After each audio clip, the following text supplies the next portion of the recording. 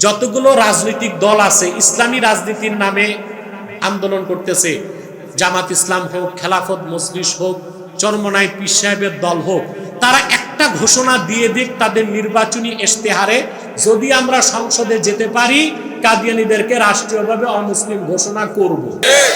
এই ঘোষণাটা দেখ, সারা বাংলাদেশের মাসলাকার মুসলমানদেরকে আমরাই এক কাতারে এনে দিব। তখন তারা ক্ষমতায় গেলে আমাদের স্বার্থ রক্ষা হবে, আর এখন তারা ক্ষমতায় গেলে দ্বীনের স্বার্থ রক্ষা হবে না, আমেরিকার স্বার্থ রক্ষা হবে। জামাত ইসলামী, খেলাফত মজলিস, খেলাফত আন্দোলন, চরমনাই পীর সাহেবের যে দল, সবাই ঘোষণা দেন আমরা যদি ক্ষমতায় যেতে পারি কাদিয়ানীদেরকে অমুসলিম ঘোষণা করব। আমরা যদি ক্ষমতায় যেতে পারি মুরতাদের শাস্তি মৃত্যুদণ্ড ঘোষণা করব। আমরা যদি ক্ষমতায় যেতে পারি শিক্ষা ব্যবস্থাকে ইসলামী শিক্ষা ব্যবস্থা করব। এই ঘোষণাগুলো দেন, আজকে ঘোষণা দিবেন, সারা বাংলাদেশের মুসলমান আপনাদের ব্যানারে একত্রিত হয়ে যাবে। এই ঘোষণাও দিচ্ছেন না, আবার বলেন সব এক হও, এক বাক্সে ভোট দাও। কি স্বার্থে? এক বাক্সে ভোট দিয়ে আমার হবে কি? কথা বলেন। এক বাক্সে ভোট আসলে হেফাজতের কি হবে? এক বাক্সে ভোট আসলে তাহরিকের কি হবে? এক বাক্সে ভোট আসলে মুসলমানের কি হবে? বাংলাদেশের সংবিধানে লেখা আছে যেই রাজনৈতিক দলের 15 জন সংসদ সদস্য থাকবে তারা সংসদে বিল উত্থাপন করতে পারবে। 2001 থেকে 6 পর্যন্ত 4 দলীয় জোট যখন ক্ষমতায় ছিল, জামাত ইসলামী সেখানে ক্ষমতার একটা বিরাট অংশ ছিল, তাদের 18টা সিট ছিল। আমরা বারবার তখন তাদের রাজপথে দাবি করেছিলাম অন্তত আপনারা বিলটা উঠান, আপনারা বিলটা উঠান, বিল উত্থাপন করুন কাদিয়ানীদেরকে মুসলিম ঘোষণার দাবিতে। বাকি কাজ সংসদের বাইরে রাজপথে মুসলমানেরা করবে, আলেম ওলামা করবে। তারা সেই বিলটা উপস্থাপন, বিলটা উঠায় নাই, সেই বিলটা উঠায় নাই। কেন উঠান নাই? কারে ভয় পাইছেন? কি স্বার্থ দেখছেন?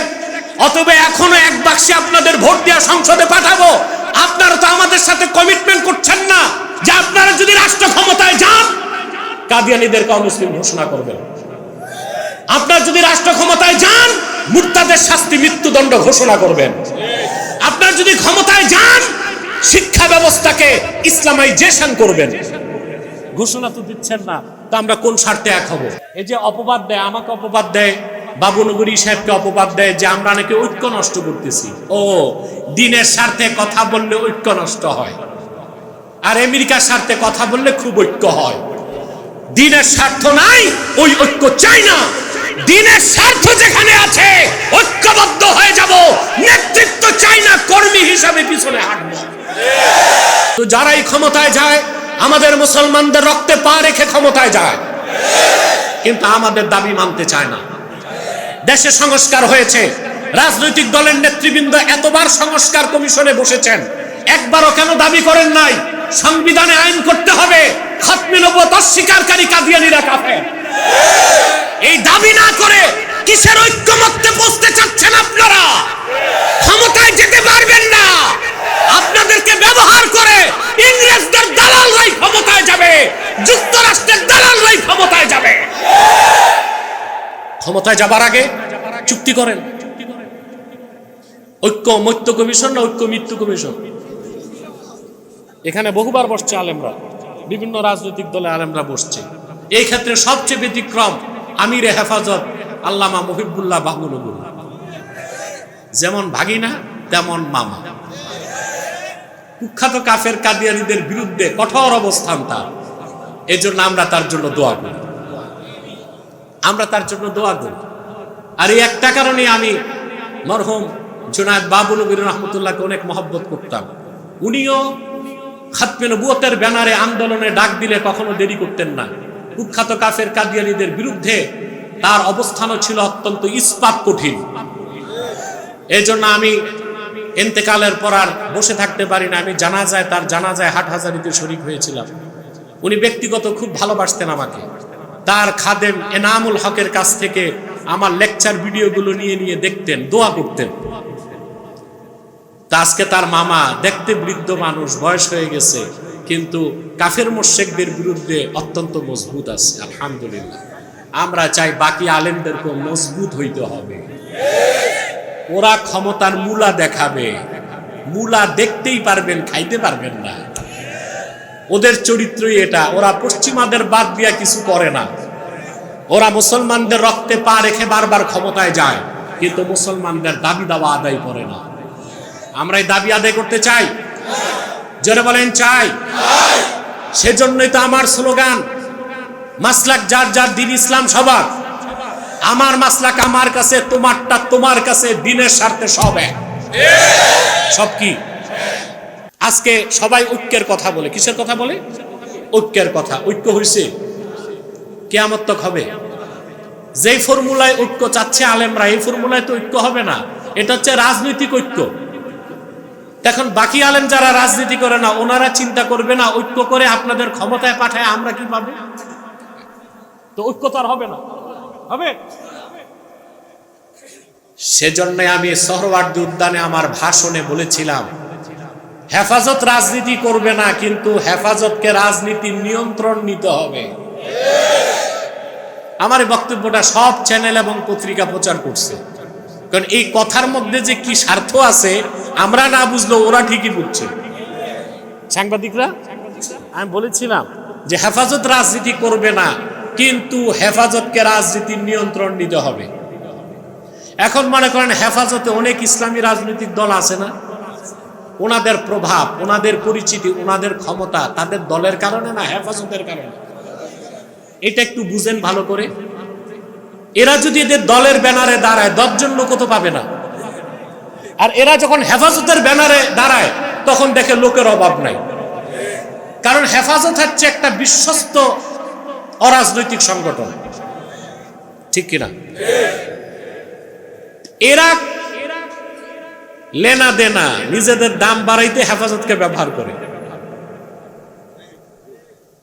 ভোটের রাজনীতিতে হেফাজতের নেতা পরিচয় দেয়, কিন্তু ঐক্যমত্য কমিশনে যায় বলে আমি অমুক দলের নেতা।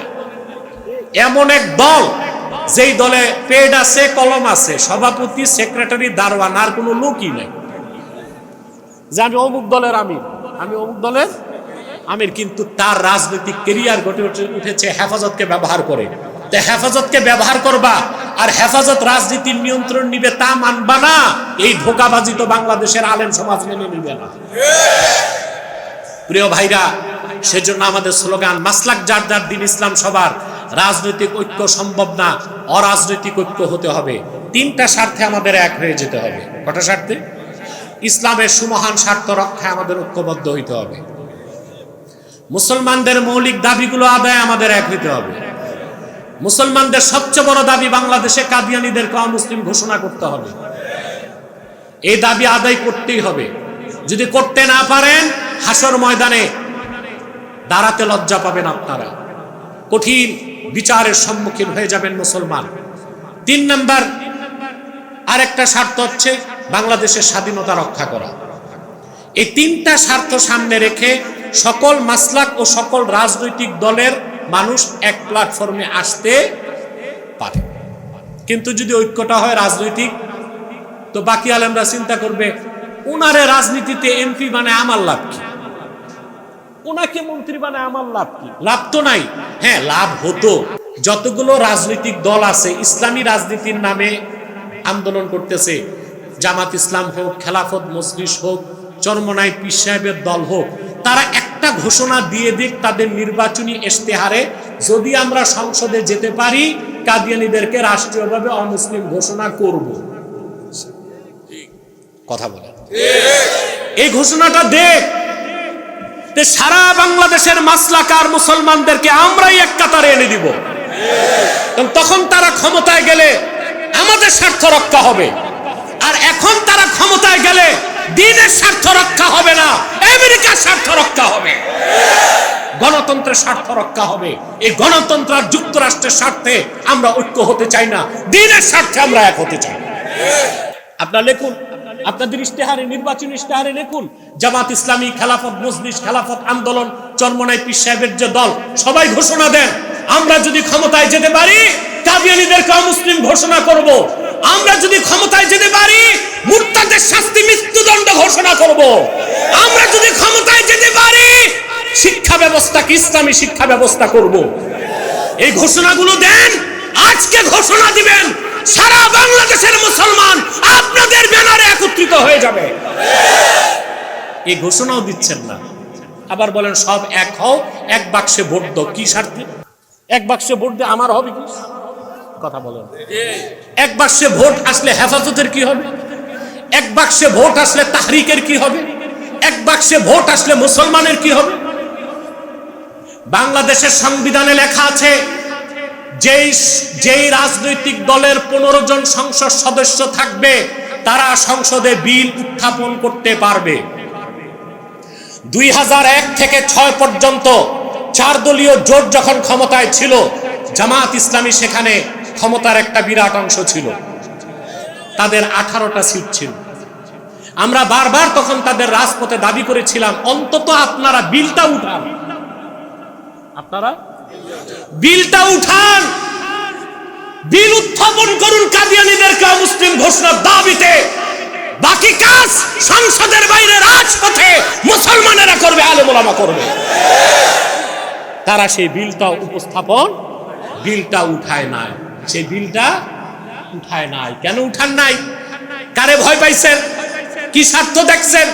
অতএব এখনো এক বাক্সে আপনাদের ভোট দিয়ে সংসদে পাঠাবো।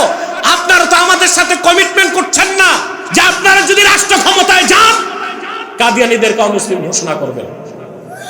আপনারা যদি রাষ্ট্র ক্ষমতায় যান মুরতাদের শাস্তি মৃত্যুদণ্ড ঘোষণা করবেন। আপনারা যদি ক্ষমতায় যান শিক্ষা ব্যবস্থাকে ইসলামাইজেশন করবেন। ঘোষণা তো দিচ্ছেন না, তো আমরা কোন স্বার্থে এক হব? কথা বলে। এই যে অপবাদ দেয়, আমাকে অপবাদ দেয়, বাবুনগরী সাহেবকে অপবাদ দেয় যে আমরা নাকি ঐক্য নষ্ট করতেছি। ও, দিনের স্বার্থে কথা বললে ঐক্য নষ্ট হয়, আর আমেরিকার স্বার্থে কথা বললে খুব ঐক্য হয়। দিনের স্বার্থ নাই, ওই ঐক্য চাই না। দিনের স্বার্থ যেখানে আছে ঐক্যবদ্ধ হয়ে যাব। নেতৃত্ব চাই না, কর্মী হিসাবে পিছনে হাঁটবো। আমাদের দেশে এখন রাজনীতির নামে কিছু মৌলবী, কিছু মানুষ হিন্দু প্রীতি শুরু করে দিয়েছে। অমুসলিমদের জন্য মায়া গদ গদ করে। কেউ কেউ তো পূজা মণ্ডপে চলে গেছে,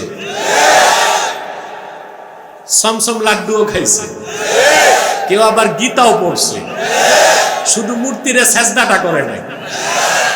কিন্তু আপনি কি জানেন মূর্তির সামনে সেজদা করাই শুধু শিরক না, ওইটা তো আকবাহু শিরক, নিকৃষ্ট শিরক।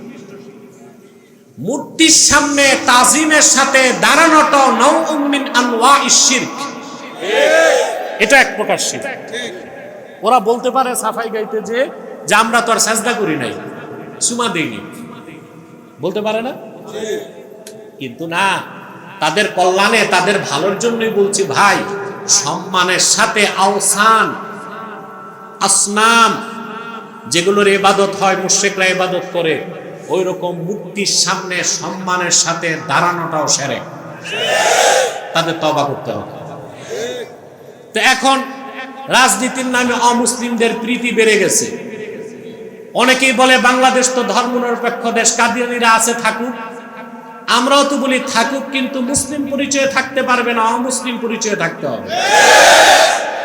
কারণ কাদিয়ানীরা শুধু কাফের না, জিন্দিক কাফের। জিন্দিক, জিন্দিক কাফের। জিন্দিক কাকে বলে? আল্লাযী আবতানাল কুফরা ওয়া আযহারাল ইসলাম। যে ব্যক্তি কুফরকে কি করে? গোপন করে। কুফরকে গোপন করে, ইসলামকে দেখায়, সে মুনাফিক। আর জিন্দিক তার চেয়েও খারাপ। আল্লাযী আবতানাল কুফরা ওয়া আযহারাল কুফরা সুম্মা দাআ আন্নাহু মুসলিম। যে কুফরকে লালন করে, কুফরকে প্রকাশ করে, কিন্তু দাবি করে মুসলিম, সে কি মুনাফিক না জিন্দিক? এই পার্থক্যটা বুঝতে হবে।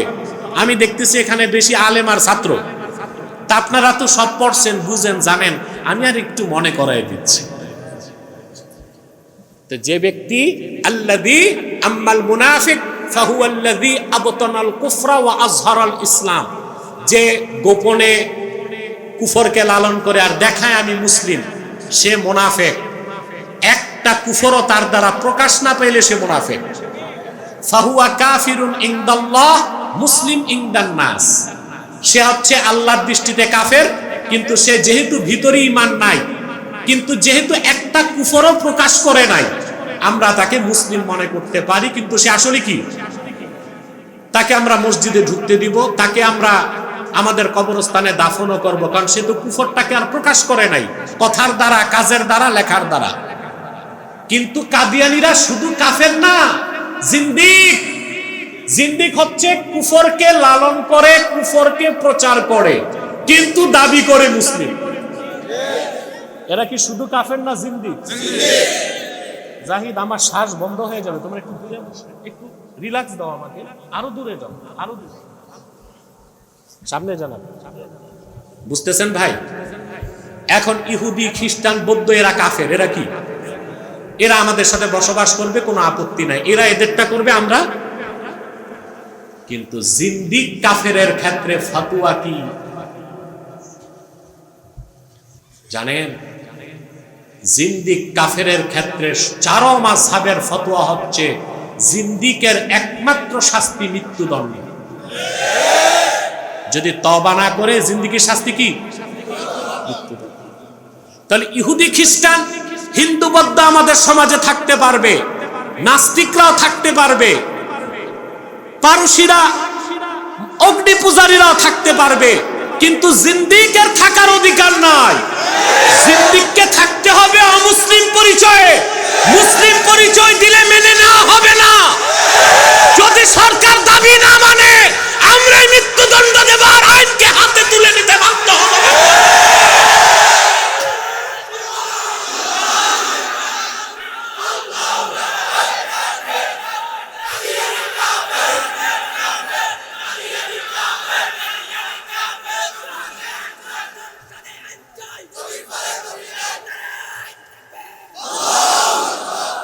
প্রিয় ভাইরা, আমার দেশের যেসব বুদ্ধিজীবী, সাংবাদিক আর কথিত লেবাসধারী আলেম কাদিয়ানীদের ক্ষেত্রে শীতলতা অবলম্বন করতে চান, আপনাদেরকে বলছি, সরকারকে তো আমরা সহজটা বলতেছি, শুধু অমুসলিম ঘোষণা করে দাও, তাহলে তো মৃত্যুদণ্ড থেকে বাঁচে। আর অমুসলিম ঘোষণা না করলে আজ হোক কাল হোক বাংলার মাটিতে ইসলামী হুকুমত কায়েম হবে। তখন আর অমুসলিম ঘোষণার দাবি আসবে না, মৃত্যুদণ্ড কার্যকর করা হবে কুখ্যাত কাফের কাদিয়ানী সম্প্রদায়। এটা জিন্দিকের শাস্তি। কার শাস্তি? হযরত আলী রাদিয়াল্লাহু তাআলা আনহু জিন্দিকদেরকে আগুনে জ্বালায় হত্যা করছেন। আব্দুল্লাহ ইবনে আব্বাস রাদিয়াল্লাহু তাআলা আনহুমা শুনে বললেন যে আমিও তাদের মৃত্যুদণ্ড দিতাম, তবে আগুনে জ্বালাইতাম না। কিন্তু হযরত আলী রাদিয়াল্লাহু তাআলা আনহুর জিন্দিকদের প্রতি কি পরিমাণ ক্ষোভ ছিল যে তিনি জিন্দিকদেরকে আগুনে জ্বালায় দিয়েছেন। জিন্দিকদের মৃত্যুদণ্ডের ক্ষেত্রে কারো কোনো ইখতিলাফ, মতভেদ? কাদিয়ানীরা মুসলমান না কাফের? চিল্লায় বলেন, মুসলমান না কাফের? প্রিয় ভাইরা, আমার বন্ধুরা, আমার আল্লাহ নূর নবীজি মুহাম্মদ সাল্লাল্লাহু আলাইহি ওয়াসাল্লাম ইসলাম ও কোরআনের হাজার হাজার বছর পরে বর্তমান ভারতের কুখ্যাত, পাঞ্জাবের কুখ্যাত, গুরুদাসপুরের কুখ্যাত কাদিয়ানে ইংরেজ আমলে ইংরেজদের পা চাটা গোলাম নবুয়ত দাবি করছে। চিল্লায় বলেন নাউজুবিল্লাহ। শয়তানটার নাম রাখছিল তার বাপ মির্জা গোলাম আহমদ কাদিয়ানী। তাকে গোলাম আহমদ বলা যাবে না, কারণ কোন কাফের, কারণ গোলাম আহমদ অর্থ আহমদ এর গোলাম, কোন কাফের কোনদিনও গোলাম আহমদ এর গোলাম হতে পারে না। আর কাদিয়ানের কাযযাব ছিল শেষ দরজার কুখ্যাত কাফের, ইংরেজদের পা চাটা গোলাম। সে গোলাম আহমদ এর গোলাম ছিল না, সে ছিল কুখ্যাত শয়তানের কুখ্যাত গোলাম। আর কাদিয়ানীদেরকে আহমদি বলা যাবে না, ওরা কাফের, ওদের বলতে হবে কাদিয়ানী বা মির্জাই। মনে থাকবে? আহমদি বলার সুযোগ নাই, ওরা কাফের জামাত, কাফের দল। মির্জা গোলাম শয়তান কাদিয়ানীর উপর গজব এসেছে, এটা ছিল ইংরেজদের পা চাটা গোলাম। এটাকে ইংরেজরাই এই শয়তানটাকে দাঁড় করাইছিল ইসলাম ঈমান ও মুসলমানের বিপক্ষে কুফরি মতবাদ ছড়ানোর জন্য। এই শয়তানটা কাদিয়ানের কাজ্জাব, জাহান্নামের কুকুরটা বলেছে 1857 সালে নাকি কোরআন শরীফ বাজেয়াপ্ত হয়ে গেছে। কাদিয়ানের কুকুরটা কত বড় ইংরেজদের দালাল ছিল আপনারা জানেন। 1757 সালে ইংরেজরা প্রবেশ করেছিল ভারত উপমহাদেশে, জানেন? হ্যান্ডবিলটা পিছিয়ে রেখে 100 বছর এই দেশে তারা ছিল ইস্ট ইন্ডিয়া কোম্পানির হিসেবে দেশ চালাইছে। 1757 সালে সিপাহী বিপ্লবের মাধ্যমে তারা পুরা ভারতবর্ষকে জয় করে এবং ইংরেজ শাসন পাকাপোক্ত করে, এটা জানেন তো ইতিহাস। এবং মোগল সম্রাট যে ছিল বাহাদুর শাহ, তাকে বন্দী করে এবং কারাগারে আজীবন রেখে তার মৃত্যু নিশ্চিত করে। 1857 সালে উপমহাদেশ পুরাপুরি ইংরেজদের কবজায় গেছে, ঠিক না? এজন্য কাদিয়ানের কাজ্জাব ইংরেজদের পাঁচাটা গোলামটা বলতো যে 1857 সালে কোরআন বাজেয়াপ্ত হয়েছে। পৃথিবীর ইতিহাসে নমরুদ, ফেরাউন না, যত কাফের বিগত কালে গেছে সব কাফের দৃষ্টিকোণ থেকে নিকৃষ্ট কাফের ছিল, কুখ্যাত কাফের ছিল কাজ্জাব মির্জা গোলাম শয়তান কাদিয়ানী। আর কাদিয়ানী সম্প্রদায় হচ্ছে সবচেয়ে নিকৃষ্ট কাফের অমুসলিম জামাত। সে সময় এই কাজ্জাব কাফেরটার বিরুদ্ধে সবচেয়ে বেশি আন্দোলনে ঝাঁপায় পড়েছিল ওলামায়ে দেওবন্দ। কথা বুঝতে পারছেন? এবং সকল মাসলাকের ওলামায়ে কেরাম কাদিয়ানী ফিতনার বিরুদ্ধে তীব্র আন্দোলন গড়ে তুলেছিল। কিন্তু মির্জা গোলাম কাদিয়ানী শয়তানের বাপ তো ছিল ইংরেজরা। ইংরেজরা তাকে যতই সহযোগিতা করুক গজব থেকে বাঁচতে পারে না। কাদিয়ানের কাজ্জাব মির্জা গোলাম শয়তান কাদিয়ানের উপর গজব এসেছে 1908 সালে। যখন গজব এসেছে, কাদিয়ানের কাজ্জাব মিথ্যা নবুয়তের দাবিদার ইংরেজদের পাঁচাটা গোলাম মির্জা গোলাম শয়তান কাদিয়ানী 1908 সালে ধ্বংস হয়ে কুখ্যাত জাহান্নামের কুখ্যাত কুকুরে পরিণত হয়েছে। তার অনুসারীরাও ধ্বংস হয়েছে। বর্তমানে কিছু কাদিয়ানী বাংলাদেশে আছে। দুঃখজনক, আপনাদের পাশেও তারা একটা আস্তানা করে ফেলেছে। 5 তারিখে দেশ স্বাধীনের পর অমুসলিমরা সুযোগ নেবার চেষ্টা করছে না? তো 5 তারিখ যারা সরকারে বসছে তাদের কাজ কি অমুসলিমদের পৃষ্ঠপোষকতা করা? কেন? বাংলাদেশে 100-র বেশি কাদিয়ানী আস্তানা হয়ে গেছে। নতুন সরকার আসার পর কয়েক জায়গায় আস্তানা হয়েছে, সিলেটে, পঞ্চগড়ে, বিভিন্ন জায়গায়। প্রিয় ভাইরা, 100-র মতো আস্তানা তারা করে ফেলেছে। অত্যন্ত দুঃখজনক, আপনি মর্মাহত হবেন, আপনাদের পাশেও কাদিয়ানীর একটা উপাসনালয় করে ফেলেছে। এটা রাখতে দেওয়া যাবে না। প্রশাসনকে বলছি, হাজার হাজার জনতার পক্ষ থেকে কাদিয়ানীদের উপাসনালয় মসজিদ নামে থাকতে পারবে না। মন্দির গির্জার মতো অমুসলিম উপাসনালয় হতে পারে, ওইটাকে মসজিদ বলে মুসলমানের অধিকারে আঘাত দেওয়া যাবে না। নিষিদ্ধ করতে হবে, বন্ধ করতে হবে। নতুবা অমুসলিমরা যদি তাদের উপাসনালয়কে মসজিদ বলে, ওইটার হুকুম হচ্ছে আগুনে জ্বালায় দেওয়া। কি করা? আমরাও, প্রশাসন যদি দৃষ্টি না দেয়, আমরাও কঠোর থেকে কঠোর নীতি গ্রহণ করতে বাধ্য হব। নাম পরিবর্তন করে করে মিথ্যা পরিচয় দেয় তারা। কখনো নিজেদের পরিচয় দেয় আহমদী জামাত, কখনো আহমদিয়া জামাত, কখনো আহমদী সম্প্রদায়, কখনো আহমদিয়া সম্প্রদায়, কখনো আহমদী মুসলিম জামাত, কখনো আহমদিয়া মুসলিম জামাত। সাবধান, কাদিয়ানীরা নিকৃষ্ট কাফের। তারা আহমদী জামাত নয়, আহমদিয়া জামাত নয়, আহমদী সম্প্রদায় নয়, আহমদিয়া সম্প্রদায় নয়, আহমদী মুসলিম জামাত নয়, আহমদিয়া মুসলিম জামাত নয়। তারা শয়তানি জামাত, জাহান্নামের কুখ্যাত কুকুরের অনুসারী। রাষ্ট্রীয়ভাবে বাংলাদেশে তাদের অমুসলিম ঘোষণা করতে হবে।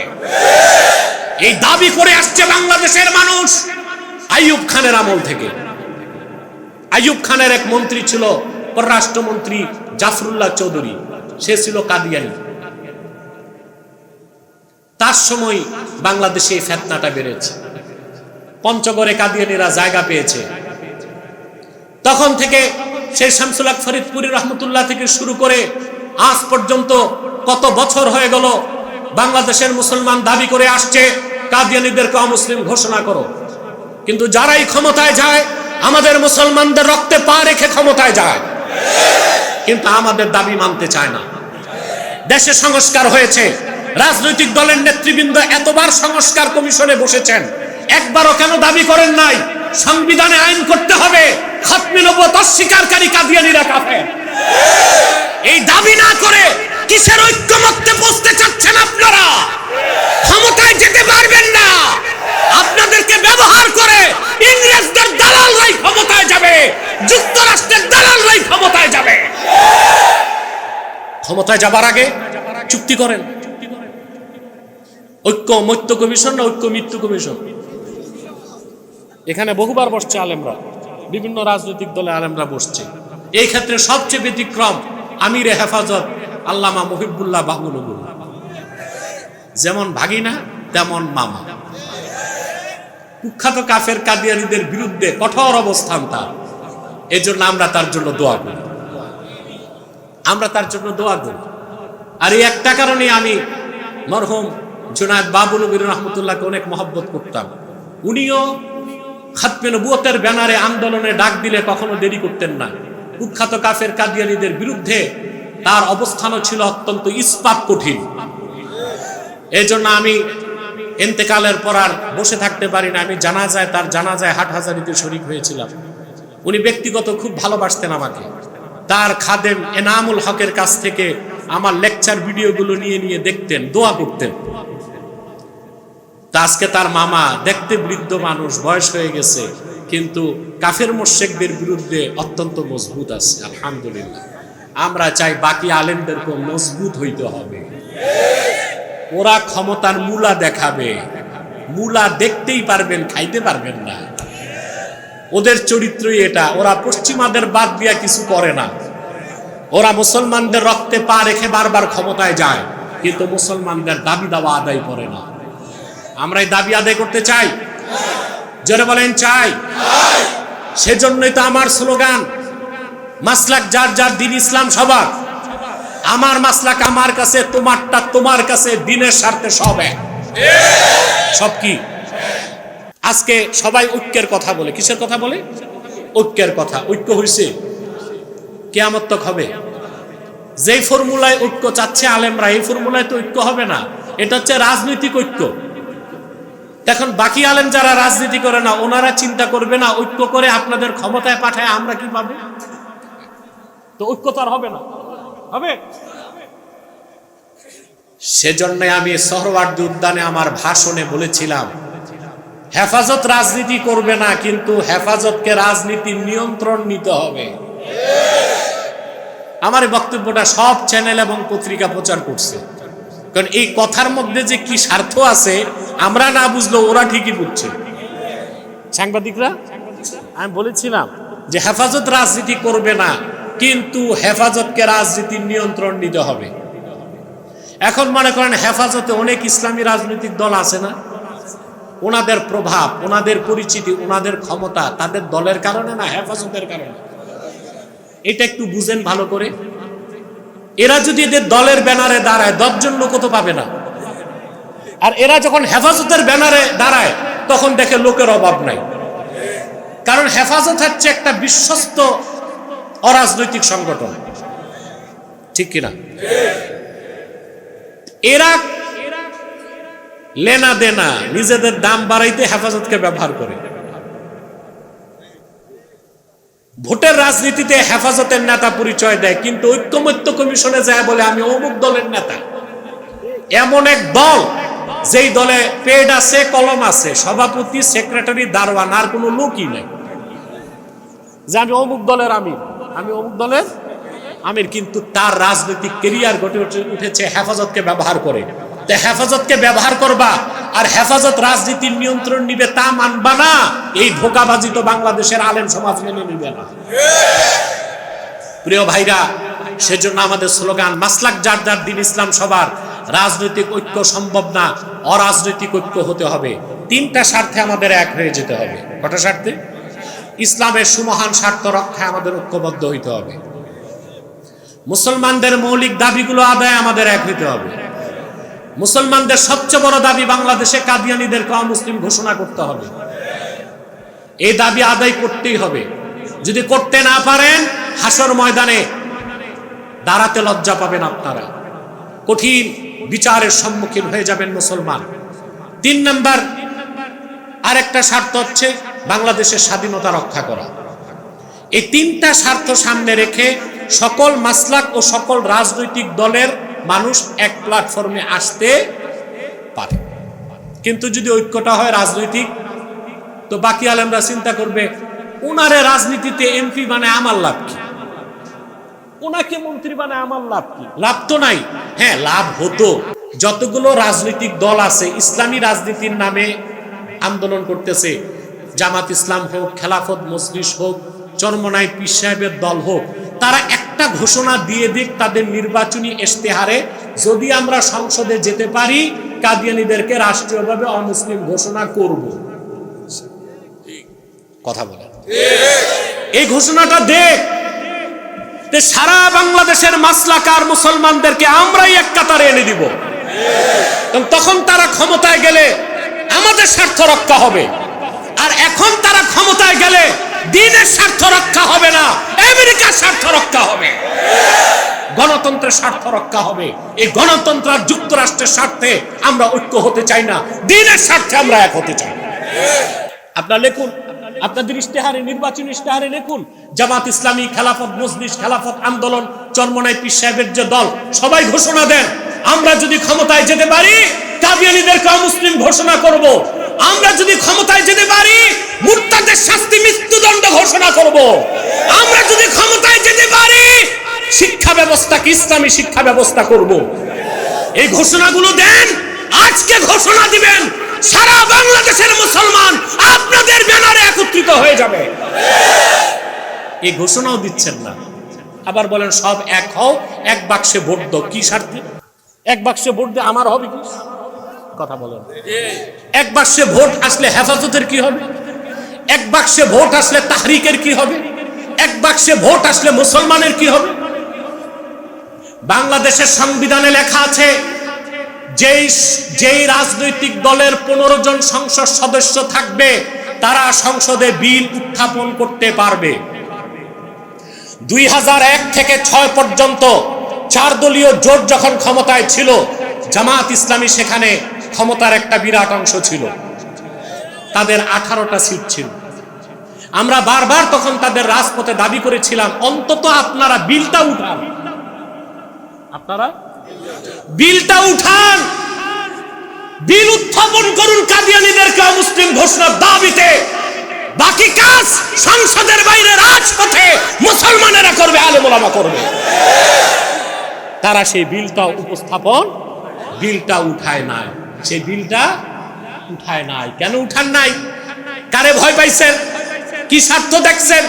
অতএব এখনো এক বাক্সে আপনাদের ভোট দিয়ে সংসদে পাঠাবো। আপনারা তো আমাদের সাথে কমিটমেন্ট করছেন না যে আপনারা যদি রাষ্ট্র ক্ষমতায় যান কাদিয়ানীদেরকে অমুসলিম ঘোষণা করবেন। আপনারা যদি রাষ্ট্র ক্ষমতায় যান মুরতাদের শাস্তি মৃত্যুদণ্ড ঘোষণা করবেন। আপনারা যদি ক্ষমতায় যান শিক্ষা ব্যবস্থাকে ইসলামাইজেশন করবেন। ঘোষণা তো দিচ্ছেন না, তো আমরা কোন স্বার্থে এক হব? কথা বলেন। এই যে অপবাদ দেয়, আমাকে অপবাদ দেয়, বাবুনগরী সাহেবকে অপবাদ দেয় যে আমরা নাকি ঐক্য নষ্ট করতেছি। ও, দিনের স্বার্থে কথা বললে ঐক্য নষ্ট হয়, আর আমেরিকার স্বার্থে কথা বললে খুব ঐক্য হয়। দিনের স্বার্থ নাই, ওই ঐক্য চাই না। দিনের স্বার্থ যেখানে আছে ঐক্যবদ্ধ হয়ে যাব। নেতৃত্ব চাই না, কর্মী হিসাবে পিছনে হাঁটব। এটি আমাদের কথা, ঠিক কিনা? তো 3টি স্বার্থে আমাদের এক হইতে হবে। রাজি আছেন? ইসলামের সমান স্বার্থ রক্ষা আমরা ঐক্যবদ্ধ হয়ে যাব। মুসলমানদের মৌলিক দাবিগুলো আদায়ে আমরা এক হব। বাংলাদেশের স্বাধীনতা রক্ষায় এক হব। আমাদের এই তিনটি স্বার্থের বিরুদ্ধে কাজ করতেছে বাংলাদেশে তিনটি অমুসলিম সম্প্রদায়, তার মধ্যে সবচেয়ে নিকৃষ্ট যাদের কথা আগেই বলছি, কুখ্যাত কাদিয়ানি সম্প্রদায়। ওরা সাংবাদিকদের টাকা দেয়, বুদ্ধিজীবীদের টাকা দেয়, টক শোতে যারা কথা বলে তাদেরকে টাকা দেয়। তাদের মূল কাজই হচ্ছে ইসলাম ও মুসলমানের বিরোধিতা করা। আরেকটা মুসলিম সম্প্রদায়, সেটা হচ্ছে খ্রিস্টান মিশনারি। এরা ব্যাপকভাবে বাংলাদেশে কাজ করছে। এদের উদ্দেশ্য হচ্ছে পার্বত্য চট্টগ্রামকে আলাদা করে খ্রিস্টান রাষ্ট্র বানানো। আরেকটা বাতিল ফেরকা মনে রাখবেন, হিজবুত তাওহীদ। এটা একটা মারাত্মক ফিতনা, হিজবুত তাওহীদ, বুঝলেন? এদের আকীদা কি? এরা বলে যে দজ্জাল বলতে কিছু নাই, আমেরিকায় দজ্জাল। তো অনেকে খুশি হয়, আমেরিকারে গালি দিতেছে, খুব ভালো। কিন্তু বলতেছি কি, দাজ্জাল বলতে কিছু নাই। এর মানে কি জানেন? দাজ্জাল হত্যা করতে কে নামবে? ঈসা ইবনে মারইয়াম। নবী পরিচয় নয়, উম্মত পরিচয়। এটাও মনে রাখবেন, নবী পরিচয় নয়, উম্মত পরিচয়। কথা বুঝতে পারছেন? এটা একেবারে আবু দাউদ শরীফে স্পষ্ট হাদিস আছে, ওয়াল জিহাদু মাজিন মুয বা'সানি আল্লাহ ইলা আন ইউকাতিলা আখিরু হাযিহিল উম্মতি দাজ্জাল। এই হাদিস থেকে বোঝা যায় ঈসা ইবনে মারইয়াম যখন আকাশ থেকে নামবেন, পরিচয় নবী হবে না উম্মত? তো হযরত ঈসা যখন আকাশ থেকে নামবেন, তিনি দাজ্জালকে হত্যা করবেন না? ঈসা যে আকাশ থেকে নামবেন, এটা অস্বীকার করলে ঈমান থাকবে? এটা তো বলতে পারে না। তো হিজবুত তাওহীদ প্রচার করে দাজ্জালই তো নাই, তার মানে ঈসা নামার দরকার কি? এরপর হিজবুত তাওহীদ প্রচার করে যে নামাজ হচ্ছে অনুশীলন, ওযু থাকলেও নামাজ হবে, ওযু ছাড়াও নামাজ হবে। তারপর তারা প্রচার করে বোরখা পরা, হেজাব লাগানো, এগুলো শরীয়তে নাই। হ্যাঁ, বোরখাকে বলে বাক্সবন্দী। এবং তাদের বিশ্বাস যে ছেলে আর মেয়ে যদি রাজি থাকে, বিয়ে ছাড়াও ফিজিক্যাল সম্পর্ক হইতে পারে। এই হিজবুত তাওহীদের ব্যাপারে সাবধান থাকবেন, মনে থাকবে তো? বিদায় লগ্নে বলে যাই, মুসলমান কুখ্যাত কাফের কাদিয়ানী সম্প্রদায়কে অমুসলিম ঘোষণার দাবিতে যদি রাজপথে নামার ডাক আসে, জানমাল নিয়ে কারা কারা প্রস্তুত থাকবেন? হাত তুলে দেখা।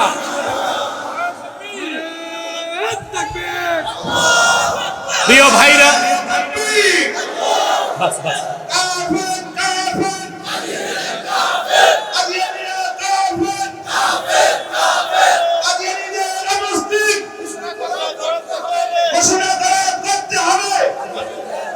প্রিয় ভাইরা, আরেকটা কথা বলি, কাদিয়ানীদেরকে অর্থনৈতিক সহযোগিতা করবেন না। করবেন? করেন? জি। প্রাণ কোম্পানির যত জিনিস কাদিয়ানীদের, সেজান কোম্পানির জুস তাদের, RFL এর পণ্যগুলো তাদের, প্রথম আলো, ডেলি স্টার, কালের কণ্ঠ, ভীষণ, এগুলো তাদের। এগুলো ধরবেন না, কিনবেন না, বেচবেন না। মনে থাকবে মুসলমান? সবার মনে থাকবে? খ্রিস্টানদের ব্যাপারে সতর্ক থাকবেন, থাকবেন তো? আর কাদিয়ানী সম্প্রদায়ের ছেলে হোক মেয়ে হোক, কুখ্যাত কাফের কোন মুসলিম পরিবার তাদের সাথে বৈবাহিক সম্পর্ক করতে পারবে না। তাদের সাথে উঠা বসা চলাফেরা হারাম। কথা বুঝতে পারছেন? শুধুমাত্র তাদেরকে কুফরি পরিত্যাগ করে তওবা করার জন্য আহ্বান করতে পারবেন। এই বিষয়গুলো আপনারা খেয়াল রাখবেন, সতর্ক থাকবেন, ঐক্যবদ্ধ হয়ে চলবেন। যখন আপনারা দ্বীনের স্বার্থে আমাকে ডাকবেন, আমাকে আপনারা আপনাদের পাশে পাবেন ইনশাআল্লাহ।